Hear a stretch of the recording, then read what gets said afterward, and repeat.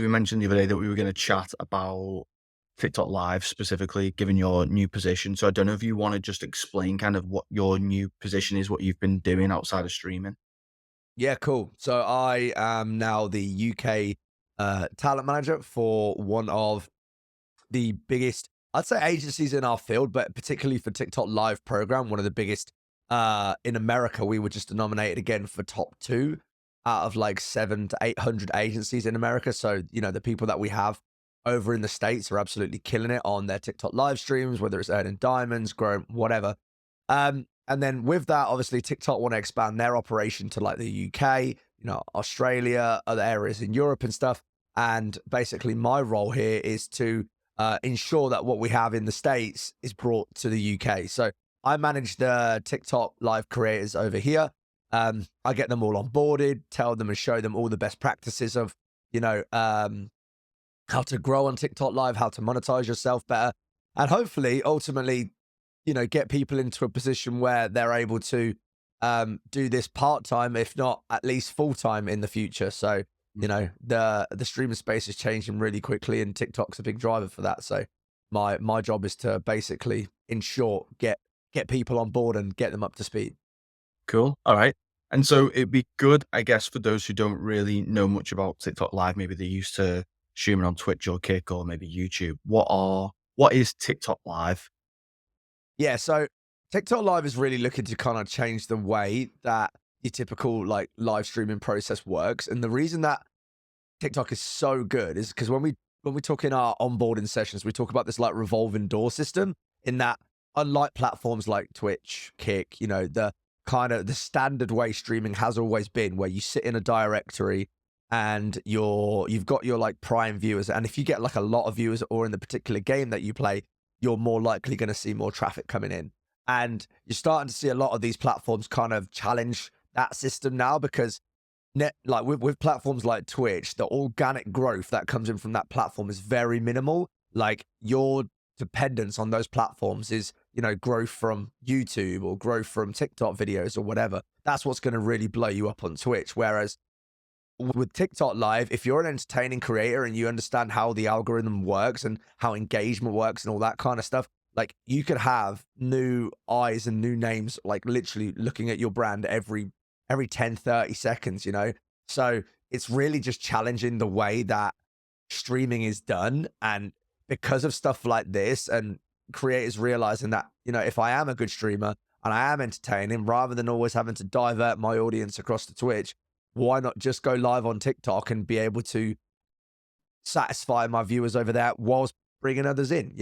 If I always say to my guys these days, if I started now, I wouldn't even bother with Twitch anymore. I mean, I'm still on it because of my community and all the things that I've built and the opportunities that it brings me. But if you're like a new creator now, there is next to no reason to even bother with Twitch anymore. And so what would you say is the main difference then between how TikTok Live works and how Twitch works? Yeah, it's definitely that revolving door system, man. It's a game changer. It's the like again, if you understand how to break into the like the algorithm and the engagement metrics, and you understand that actually, if you are an entertaining creator on TikTok, you're actually rewarded for that. Again, not just placed in a directory and you pray that people come in. It doesn't work like that. It's if you are entertaining and you do get things like, people following you and people watching for a while, gifting and that, you're rewarded by being pushed out into a FYP system that people are then going to find you if they like that game or they like that particular content. So you're starting to see this shift now in our industry where, again, it's not just all reactive or having to grab people from your YouTube page or TikTok page to go and follow you anymore. It's if you're an entertaining creator now, you're given the opportunity to get out there and pull in more eyes to your brand. And it's a really exciting time because if other platforms don't keep up with this, then there's going to be literally no competition from TikTok, and then there's going to be no point in streaming anywhere else. Because again, you could be a brand new creator, you go live on TikTok, you could be super entertaining, and next thing you know, you're already averaging like 50 to 100 viewers, rather than having to build that up over years on Twitch from trying to drag that in from other platforms. And so it used to be the case that with TikTok Live, you could only go on it, I think if you got to 1,000 followers, right, on TikTok. But is that no longer the case then? Yeah, they're making it a lot more accessible. So it's 1,000 if you want to go live on PC. It's 800 if you want to go live on mobile. And with the PC program, if you have TikTok Live Studio, they also now do, I believe, it's a 28-day like trial for creators who are under that 1,000 fresh mark. So you can like you can gain a lot in a month. Like literally, you can gain loads of followers in a month. That alongside posting videos, by the end of the month, you'll probably be already there.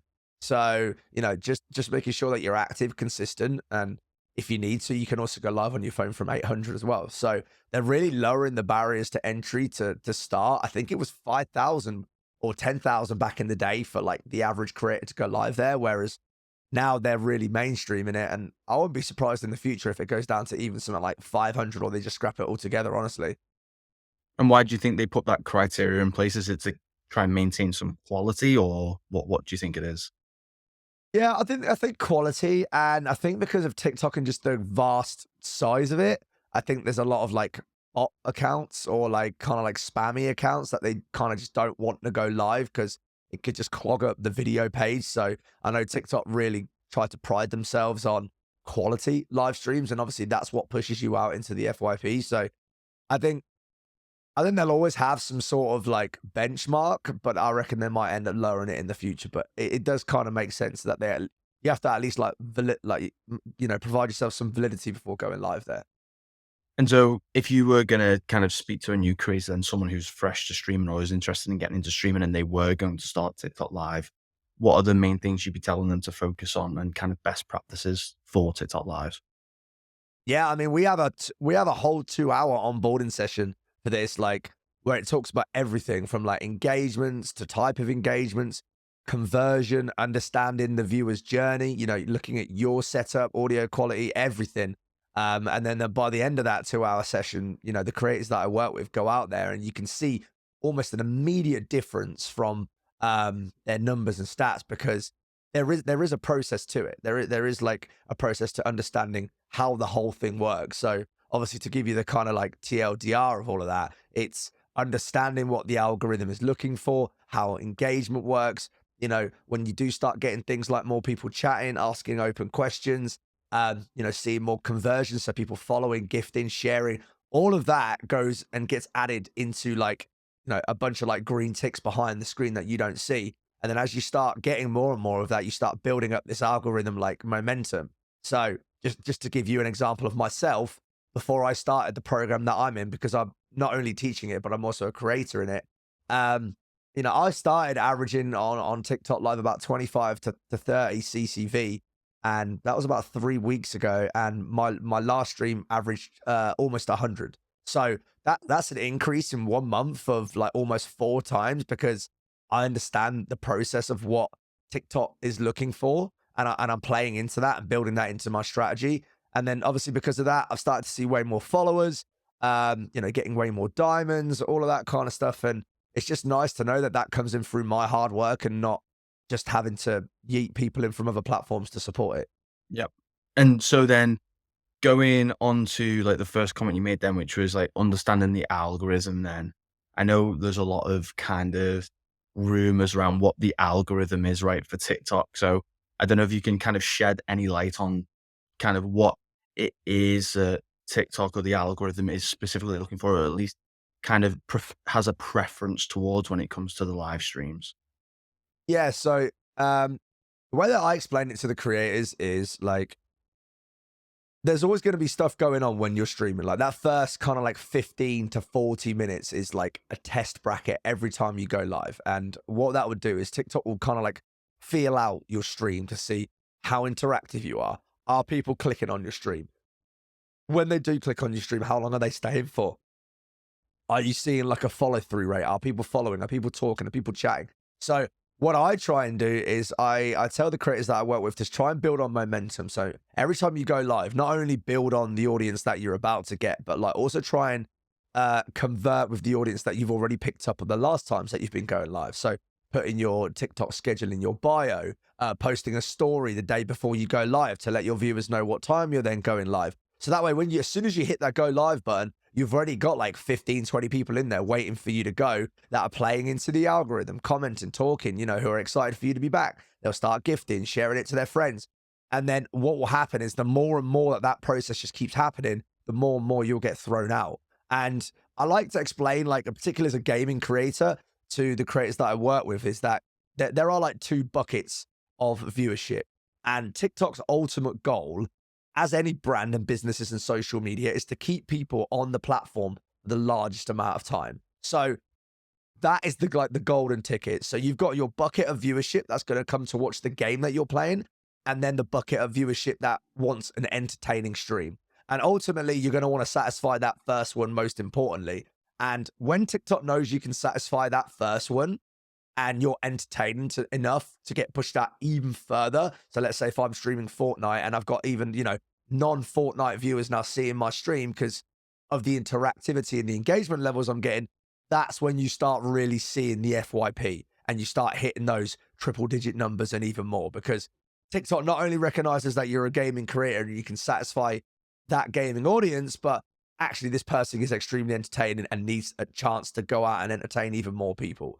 So again, it's that kind of, that knowledge of, if you are really entertaining and you get a good strategy down, that you'll be given a chance on that platform. And it's really nice to know that, because it doesn't matter how many followers you've got or what your metrics are. It's the same for everyone. And we all start exactly at the same point when we go live. So I was just going to mention that then. So I Yeah. was going to say, for you already having started TikTok Live with a large following, does that help in any way, or does it not really have that much of an impact? I'm gonna be honest, it used to. I think TikTok used to pull off following a lot more, like probably a year or two ago than they do now. When I look at my like stats on the software that we use as a talent management agency, I think in fact, I'll be able to tell you right now, my like follower numbers or the people that watch me from my following are extremely minimal. And that's not because like the followers that I've got are not engaged in what I'm doing. It's just literally the way that the program works at the moment. So if I just find myself really quickly, and then I go to, because I'll be able to give you an exact stat actually. And I go to name. Here we go. So right now, when I'm going live, my For You feed is about 9.5% following. So Right. less than 10% of my following actually comes through to my streams. The For You feed, I'm at about a 0.2%, so I could be pushing out there way further, and I think that will come with time. But in terms of the live feed, I actually get 72% of my followage, or my watch through. So that's, people scrolling through live streams is almost 3/4 of my audience. So again, it doesn't matter about follower metrics, even as someone who's at, 300K followers nearly, less than 30K of that comes through to watching my streams. So you understand that it's that constant new audience and that constant new eyes on the brand. And it's great to know that, because you feel like your hard work's really getting like pushed out there. Yeah, and so then on your followers that are coming through from the FYP, or from viewers coming through from the FYP, are you noticing, like, for example, when you originally blew up on TikTok and then on Twitch as well, I'm guessing a lot of them were probably based in like the UK or North America. Is that a similar trend you're seeing with TikTok Live, or is it a more global audience? I think it's mostly UK for me, because I go live in the mornings on TikTok. And the reason that I do that is because saturation is like a little bit less, because you're not competing with firstly the American audience and then everybody from the UK coming home and then going live. So I find a nice little gap in the mornings to stream Fortnite. Fortnite's like a cheat code on TikTok because so many people enjoy it. It's a game made for generally the younger audience, but older gamers play it as well. It's free. There's always new stuff going on. So Fortnite's a really, really good one, that I stream in the mornings. And people always say they enjoy coming in because of the amount of energy that I've got, and then it kind of gets them ready for their day. So I feel like I found my gap. You do get a fair amount of Australians in there as well, because it's evening time for them, but I'd say like 90 to 95% of the people that I get are all from the UK in the morning. Yeah. Okay, and then would you say then that there is anything in particular? So, like, on TikTok videos, let's say you can see there's a lot of like ways that people try and engage people onto videos. So there might be, I don't know, an episode of Joe Rogan on top and then like some GTA cars rolling down a hill or something like that. Are there anything like is there anything like that, like these kind of cheat codes that people are trying to implement on TikTok Live, or is it that it is still it is still very similar to like a traditional live stream? I think it depends on your strategy. I haven't really interlinked my videos with my content yet because I'm still.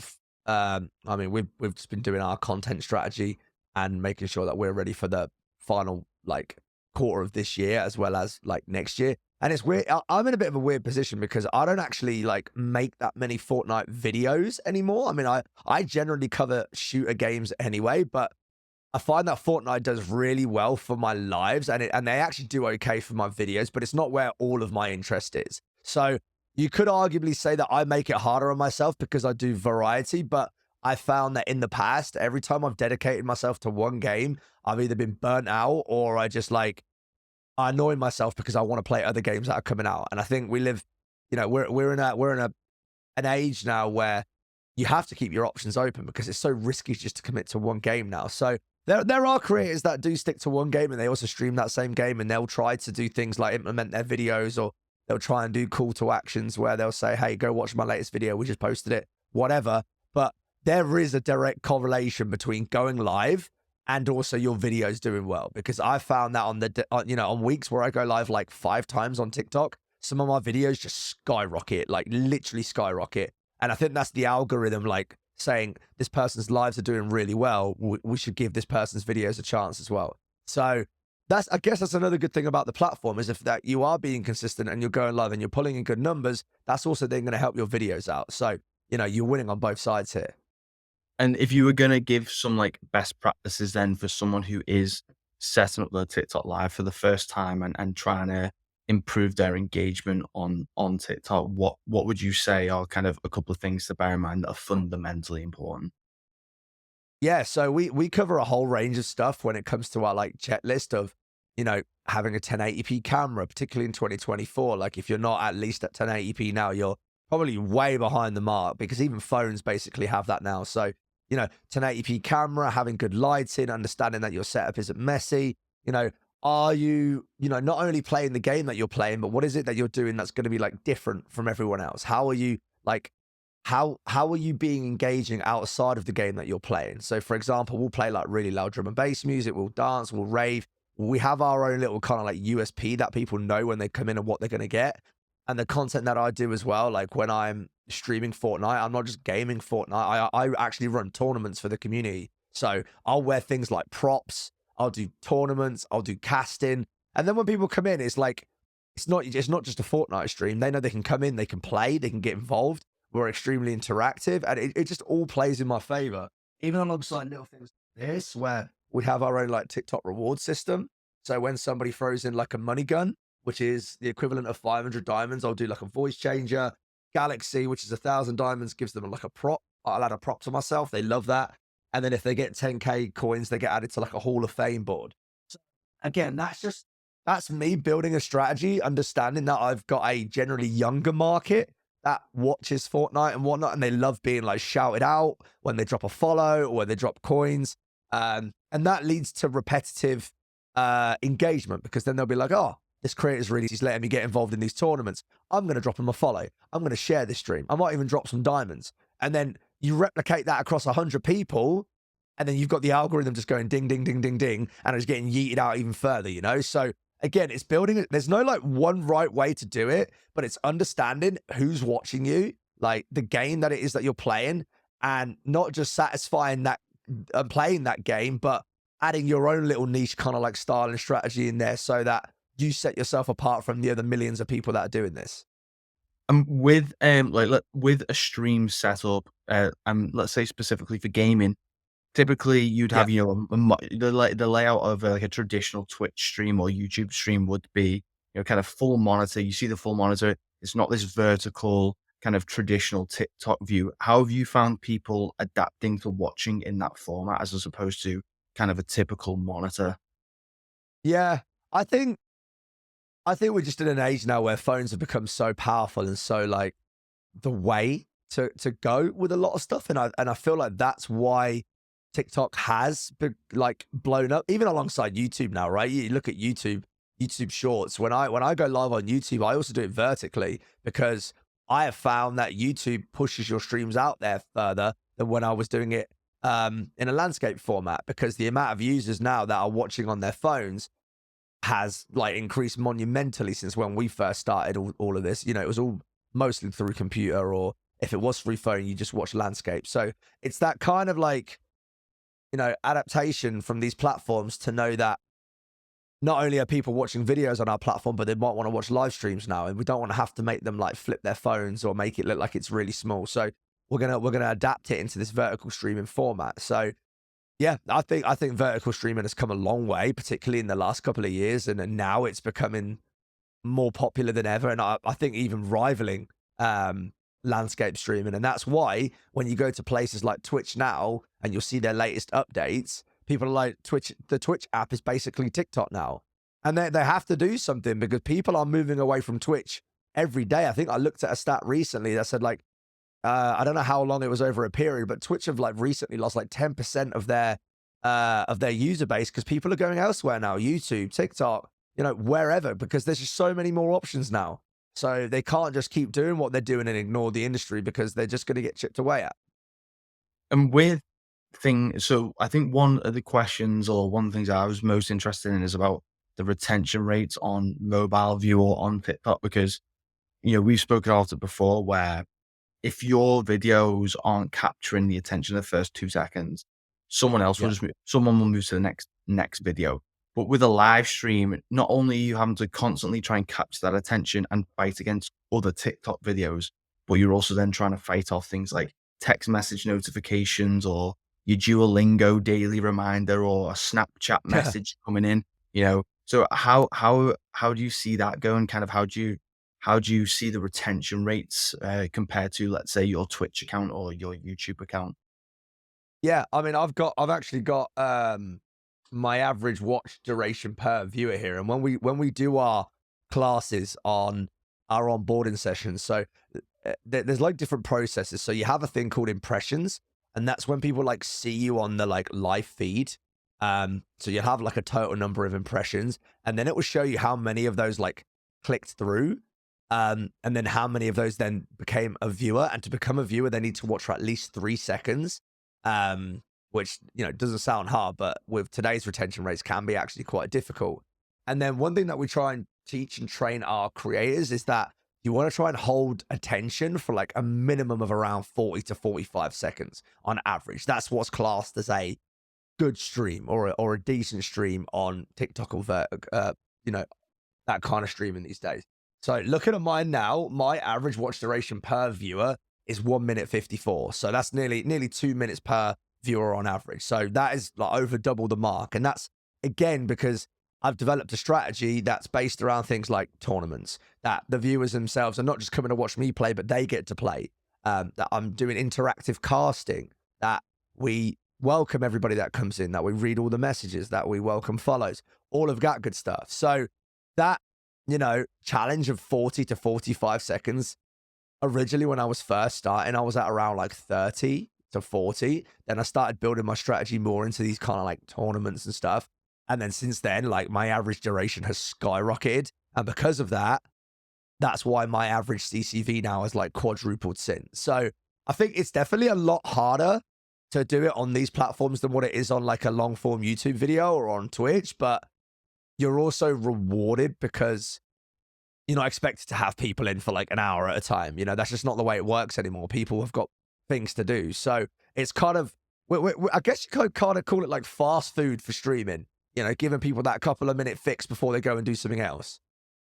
And then, so when it comes to then, let's say, monetizing a loyal audience, that's kind of typically how things would go on Twitch, where people Yeah. would subscribe monthly or they donate bits. You typically probably wouldn't see someone coming in and within the first like minute and a half just dropping like a ton of bits, right? And most Yeah. people probably wouldn't even drop a follow in the first minute and a half. So, how do you go about monetizing a TikTok stream if there's lower loyalty?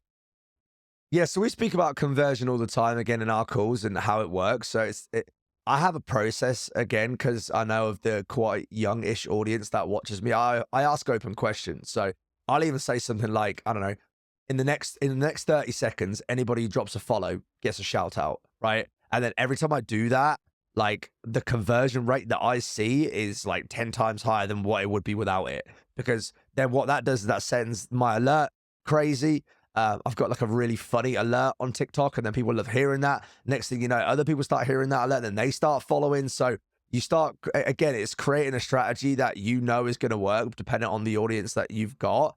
In terms of like monetizing, you could do it in like millions of different ways. So you could go and do things like, gifting games. So anybody who drops a gift maybe gets entered into a custom game, or, you can still do subscriber only games because you could also subscribe on TikTok. I think I've got like 56 subscribers on there at the moment, and you can set different like paid patterns to do that. Not like Twitch where it has to be a certain amount of money. And then you've got like these TikTok rewards and like Hall of Fame stuff that I was telling you about that I try and keep quite simplistic. So I only have like a couple so it doesn't get really overwhelming. But that way, if somebody does throw a money gun in, which is like 500 diamonds, then they can get me to change my voice for 2 minutes. So again, it's just really funny things that play into the monetization aspect of it and just being not only entertaining, but I guess giving back to the people that are giving to you and knowing that they get something if they do give something to you. So could you, just for those who maybe don't know, help me out as well? What is like a TikTok diamond? Is it kind of a microtransaction that sits on TikTok similar to bits? Yeah, that's probably the easiest way to describe it. I'd say 1,000 diamonds is about £4. That's the easiest way I like to remember it. So 1,000 diamonds is like a Twitch sub. And I think the reason that diamonds work so well is because you'll even see like quite a lot of younger people throwing in like a rose or a heart. Some of these are just like 1 diamond, 2 diamonds. And because it is such a low amount and it only costs a couple of pence, it allows like the younger market to be able to buy, a couple of quid's worth of diamonds if they want to. Unlike places like Twitch, where if you do want to sub, you have to commit to like £5 a month, or, bits can be quite expensive. So it's opening up that market to just allow people, if they want to, even just spend a couple of quid, get some diamonds and just throw them out. So I get people of all ages and like, you know, all loyalties just coming in, throwing the odd rose here. And some of them will even throw like a rose to see what will happen. And then they'll know that I'll give them a shout out and be like, oh, thank you so much for the gift. This is going towards our gift goal, which you can see above my screen right now, that if we hit 2,500 diamonds today, I'll give you an extra half an hour of the stream. And then what that does, that incentivizes the community to come together or start throwing in diamonds because they want to see more tournaments. They want to see more content. So again, it's just building into that. And I think TikTok have made this system where diamonds are so cheap that anyone at any age can just get involved and throw any amount. And then when it comes to like splits, so obviously that's a huge thing that's discussed on, Twitch, and that's kind of why Kick became really popular very quickly because of this idea of like 95/5. Yeah. Twitch is typically known for 50/50, but partners might be able to get 60/40, 70/30. How does that look from a TikTok perspective? You know what? I'm actually going to be honest. I actually don't know exactly what the splits are. I think it's either 50/50 or 70/30 on sub splits, but I don't know about diamonds. But what TikTok does is if you are active and you are consistent and you start picking up like more and more subscribers, at the end of the month, they will actually say, well done on picking up so and so subscribers. Because of this, we're going to give you an extra 10 to 20% revenue on top. And I've had that happen to me a few months in a row now where you've had a really good month and you've shown that you've been consistent. And because of that, they'll reward you with like diamonds, or they'll give you a few extra subs to give to your community. So again, it's that incentivized platform to not only reach a wider market, but you also get given free stuff for even just going live and just being active on there. And I think as a creator, it's really refreshing because I would say we've always been in the backseat to the platform, whereas now we're coming up on this middle ground where if the platform is not incentivizing us, we'll just go elsewhere because there'll be other platforms that are. And do you ever envisage TikTok bringing out a competitor to Twitch in terms of landscape streaming, or do you not think there's a market for TikTok there? Do you think they're just not interested? I think they already do landscape streaming. I think there are some creators that do go live on there for landscape streaming. I know they want to combat YouTube and stuff by allowing creators to do like up to 1 hour videos now. So you do start seeing these platforms all butting into each other, trying to take market share off each other. And ultimately, the greatest part about all of that is that as a creator, we win, right? Because the more competitive it gets, the more they have to incentivize over each other to keep the creators there. So I think absolutely. I mean, even just to have a feature where if you do rotate your phone, it does allow you to watch it in a landscape format. But it depends on how the creator's got it set up. Because if you're like me and you've got it set up in portrait mode, it's just not going to be possible. So I'll be curious to know what they do in future. I think TikTok are set up really well at the moment because not only do they have this crazy viral system with like billions of users, but they also have like the content and the video side nailed as well. So if one does go viral, it's going to affect your streams. If your streams go viral, it's going to affect your videos. So you've got this massive ecosystem um, where you can be really, really successful if you're just being active and actually, you know, trying to be entertaining. And again, I don't think in streaming we've really seen that until the last couple of years. You mentioned there about TikTok potentially bringing out the idea of like hour-long videos to compete with YouTube. How would you say TikTok Live is different from YouTube and from YouTube Live?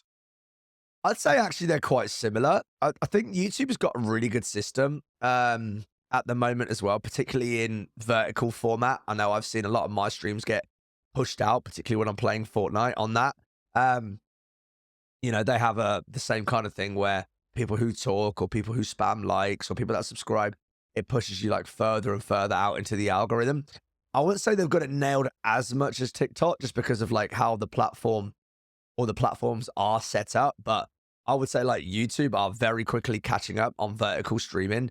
Um, and that's why a lot of people will do things like multi-streaming now, or they'll make sure that they are going live on YouTube and picking up a few extra subs here and there because ultimately you don't lose anything by going live there. So I'd say they're quite similar, but I think in terms of like reach and virality, I think TikTok still has it at the moment on the live streaming side. Yeah, I mean, I think everyone knows Twitch isn't great at distributing, and like you mentioned, it's in a good way to Yeah, describe it, it is like a directory, right? yeah, So it is interesting to see how TikTok has kind of entered the market and changed that, and like how you mentioned earlier, if you don't have any followers, doesn't necessarily mean that you can't do well on TikTok. yeah. Um, and so, are you still multi-streaming then to TikTok Live and other platforms? How are you kind of strategizing where you go live now? Then, Yeah, so I found again Fortnite does really well for me. As well as that, I've also got a contract with a platform called Noise. And part of that contract is to do things like Fortnite and play games like Fortnite. So, for me, so my setup is I use TikTok OBS Studio to go live on TikTok, and then alongside that, I'll run my OBS Studio and I'll go live on Noise, and then also multi-stream to YouTube through OBS Studio, and then also be going live to OBS TikTok OBS through TikTok. Obviously, that takes a lot of power on a PC. So, I'm thankful to have like quite a high end rig to be able to do that. But, for people that have things like Stream Keys or whatever, you could run it all off OBS Studio if you wanted to. The reason that I use TikTok OBS Studio is because you generally get like more push into the algorithm. It's a lot easier to see things like GIFs and people who are following you. It has a much better activity feed for all of that kind of stuff. So, TikTok OBS Studio is my choice for that. And then everything else runs through OBS. and so you are still multi-streaming at the same time. Are you doing them all at the same time, or are you doing, let's say, like YouTube and TikTok together, and like Kick and Twitch together? How do you run that currently? Yeah, so I'm doing TikTok, YouTube, and Noise together with my most focus on TikTok at the time. But obviously, I run the other two platforms in the background. And then in the evening, I just do Twitch and YouTube because, again, there's no loss for me going live on YouTube, even when I'm playing other games. Whereas on TikTok, if I go live and play something like Splitgate 2 or X Defiant, I've built that live audience now on TikTok to come in who are used to Fortnite or they're used to seeing Fortnite tournaments. So if I'm not streaming Fortnite on Twitch, and even if I am streaming Fortnite on Twitch, I try to keep away from TikTok because if you really want to get pushed out into the algorithm on TikTok, it's better not to do that through multi-streaming or to be focused mostly on your TikTok chat because it does require a lot of interactivity and engagement for you to, get pushed out to where you want to get to.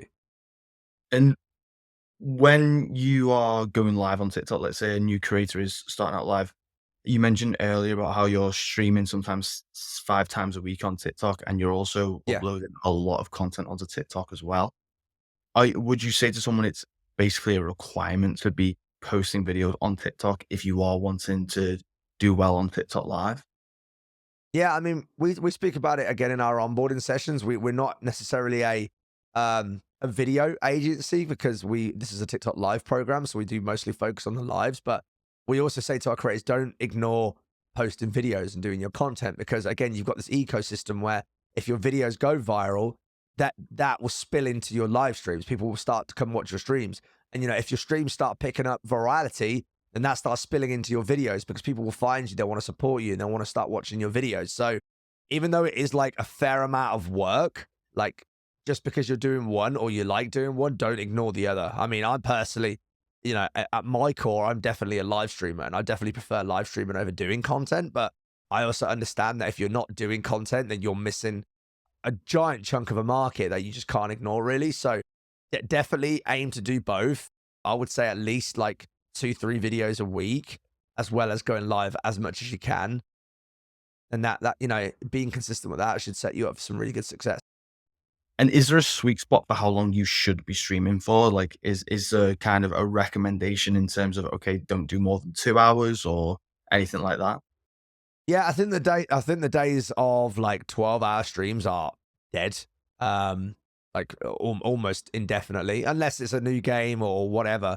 But like I found on TikTok, the kind of sweet spot is between like 2 and 4 hours. I mean, we do have some creators in our program that do like to go live more than that. And excuse me, we do obviously recommend that and we welcome that. But I found that from looking at my stats, my numbers peak at around the 2.5, 3 hour mark. So I try and go live for around about that time, maybe a little bit more, but again, it just depends on what my schedule looks like and how busy I am that day. So I would say like you want to go live for at least an hour, so you give yourself enough time to pick up momentum. But I'd say anything more than 4 hours, your numbers will probably start dropping off unless you're like ridiculously entertaining or already have like a really loyal following. So I'd say anything between 2 and 4 hours works really well. And is there any kind of particular feature of TikTok Live that is your favorite that you think they've really nailed this? Honestly, I know I've said it like 10 million times, but I'll say it again. It's that revolving door system. Like it is honestly insane because let's say you're at 50 viewers, and then in 10 minutes time, you're still at 50 viewers. Those 50 viewers are probably not the same people you had 10 minutes ago. So actually what looks like you averaging 50 viewers, you're actually averaging like 100, but it's just that constant swap out of new people. So it's that like you it's hard to explain like until you're really seeing that growth, but you really do feel rewarded for being entertaining. Just knowing that when I say things like anybody who follows in the next 30 seconds gets a shout out, and then you just see this big wave of follows coming in. It's an unbelievable feeling because you're like, in a month on Twitch, on average, I would probably get around 200 to 250 followers, depending if no new games are out. I make that in almost a 2.5 hour stream on TikTok now. I'm averaging about 150, 200 followers in 2.5 hours. So it's like, you just do the math. What's the point? Like, why am I going to put all my effort on Twitch when I can get a month's worth of new followers in a 2 hour stream? That's why I halved my Twitch hours now. And if it wasn't already for my community, I wouldn't even be on Twitch anymore. I'd quit because this is no point. So yeah, you just got to put your priorities where the platforms are changing and where they're going. And that revolving door system is so powerful. And that's why so many people are there now. And when it comes obviously to building a following, kind of, if you're someone who's looking to become part-time or full-time, uh, obviously monetizing the stream is a really important aspect of that. How have you seen that? Or have you seen any kind of conversion from followers into then getting better like deals with brands or brand offers? Have you seen anything like that? Because obviously one of the things I think a lot of people on Twitch like is that they can run ads. and they can Yeah. make money from running ads if they stream a certain amount of time, but TikTok Yeah. doesn't have anything like that. So, thinking from a monetization aspect, I can imagine a lot of people like, "Well, I don't have any followers really. I can't run ads on TikTok, and maybe I'm not like the best talker." And maybe the tough part of it is to say, "Well, you gotta be a better talker then, right?" But Yeah. how have you seen your followers, new followers on TikTok convert into like future like business opportunities?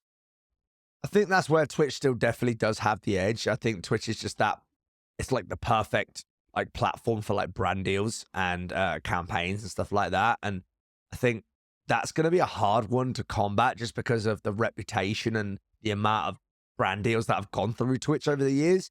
But I think TikTok definitely has its edge in other ways in regards to maybe not through your like live streams or content, but you have things like, TikTok Shop, you have TikTok Marketplace, you've got their campaigns that they do. You can run promotional videos through brands on TikTok or whatever. So even though it's maybe not like through ads and directly through your stream, the way that Twitch has always kind of like done it in their system, TikTok has again this like we spoke about this ecosystem of not just the lives and then the videos, but you've then got like I said, like the marketplace where you can do like branded videos. You've got TikTok Shop where you can sell products and make profit on. So again, it depends on what route it is that you're wanting to go down. If you are wanting like sponsored campaigns and you want sponsored like streams, Twitch is definitely still the better place. But TikTok have and are continuing to build this kind of like one system where not only are you a streamer or not only are you a video creator, but you can then monetize that in other ways as well. So again, the options for creators are so much more than what they've ever been.